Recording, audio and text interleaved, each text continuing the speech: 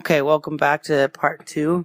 Now we're going to talk about 3 types of households and make a definition for someone who is rich, okay? Individual or household who's rich. So we've got our 4 boxes here: income, expenses, assets, and liabilities. And this will help us as we go on. And I probably should have colored assets and liabilities black when you say, in the black.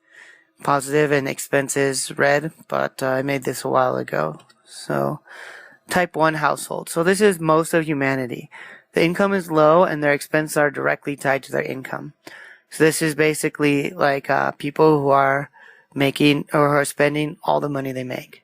Okay, and they're not usually eligible to receive loans to increase their expenses, right? So in type 1 households, they usually have to go without necessities because they just can't afford them.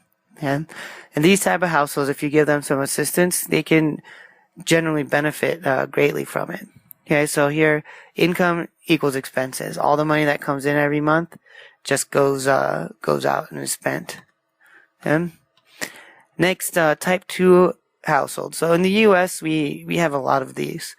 The income is now high enough for these type 2 families to receive things like credit cards, car loans, mortgages, things like that. Okay, but they're spending more money than they're bringing in. Okay, this causes them to take on liabilities. In this type of household, they actually can't benefit from a lot of assistance, right?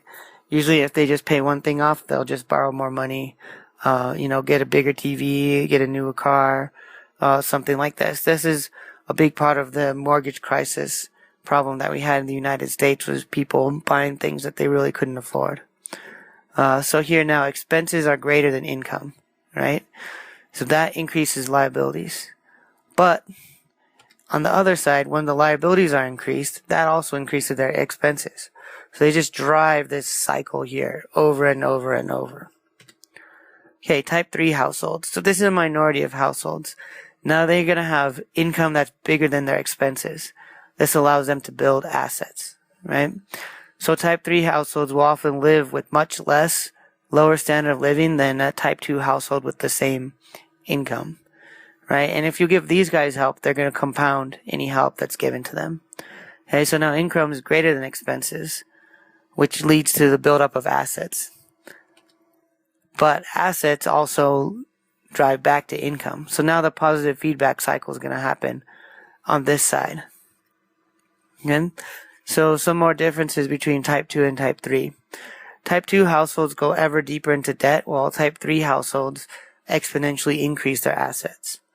This is summed up in the phrase, type 2 households are always working for money. Type 3 households have their money work for them. They have the same cycles and the same math, and you can switch examples. Now, about these feedback cycles, most things in nature operate in what's called negative feedback, and that keeps a certain quantity at a stable level. For example, regulation of your blood pH. If it goes too high, things will happen that drive it lower. If it goes too low, things will happen that drive it higher, right? Nature, we don't really see these positive feedback cycles. This is like what you see in a nuclear reaction, though, right? They increase a quantity without bound. The income, asset, and expense liability cycles are positive feedback cycles. Okay? Now let's just do a little bit of example math here. Assume family X has income that is greater than their expenses by an amount Y per year. How much will they be able to save after Z years, right? So in the first year, they're going to save Y dollars.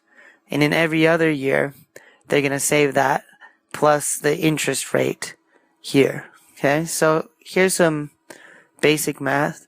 If they saved $1,000 a year, is the blue. This one for $5,000 a year, and the light color for $10,000. See, if they're saving $10,000 a year after 20 years, they're already in excess of $600,000 saved up, right? But it's really only $200,000 of principal. That $400,000 is all the interest. Okay? Now, let's do the same with debt. Okay, now the difference in debt here is a credit card rate is going to be 20%. And I was once talking to someone who said, I realized instead of investing money, I should just pay off my credit cards. That was like getting a guaranteed 20% return on my investments. Exactly, right? I mean, now these rates are even higher, sometimes up to 30%. If you outspend your income by only a small amount each year, pretty soon it's going to go up to national debt proportions, right?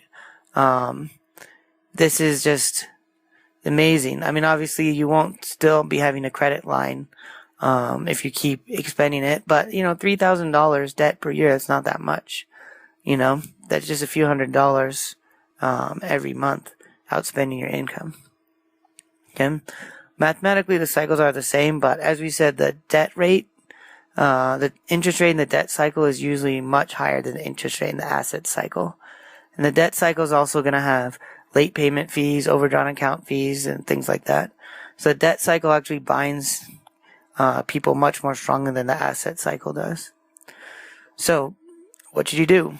How do you be a type 3 spender? Well, it's simple. Discipline.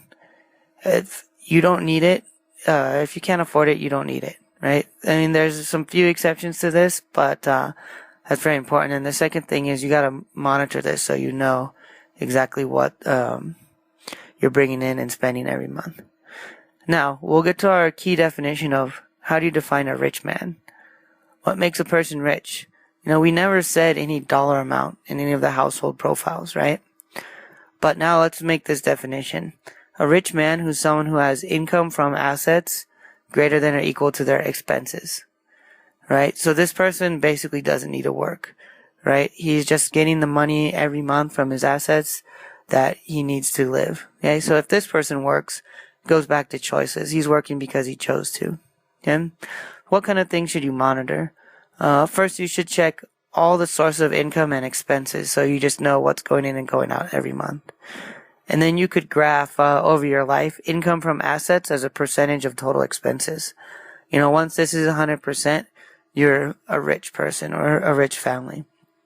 Now, generally, when you're young and building assets, there's not going to be anywhere near there, but you want to see where you are. Maybe you could even do some regression to see when you'll get there. Okay?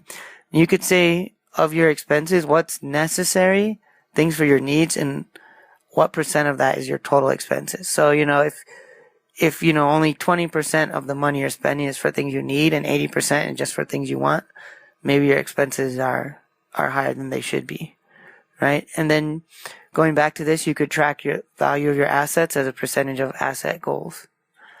Okay, now this will help you plan for the future, okay? So I realize planning out 10, 15 years is not going to be that accurate, but you could just get a really good idea. You could sit down and figure out what you want, what's important for you to have in life, and how much it would cost you to have today, right? And then knowing when you'll need them, we'll need our son's education in 10 years, okay? You can convert those into the future value by knowing how much you need. You have to make an assumption about inflation.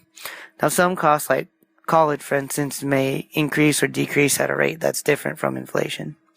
Okay, here's some long-term goals that you might think about. Okay. Now, here's some short-term goals. You want to definitely have some kind of cushion. 6 months is what a lot of people say. Your goals will be different for each person. Now, once you've done that, determine the present value of the funds needed, right? So you could use a present worth equation in inflation to figure out how much money you need. So this would be the amount of money you need right now to accomplish all your goals for the future. So most likely you don't have that much money, right? If you did, you probably wouldn't be watching this this presentation, right? So and then think of an investment plan that's going to have an equivalent present worth, right? And if you stick to that plan, you'll have all that money you need. Now, of course, this analysis will only be as accurate as the information you put in, right? And predicting, your return on investments or even inflation is difficult, right? So do like a high and a low, and then probably somewhere in between is going to be what you need, okay? And then just update it every 6 months, every year, okay? The final words is you have the power to invest in your future, right? And investing in your future will allow you to make choices in the future. That's going to control the direction your life takes. takes years of discipline to live while investing money in the future, but eventually it will pay off with interest.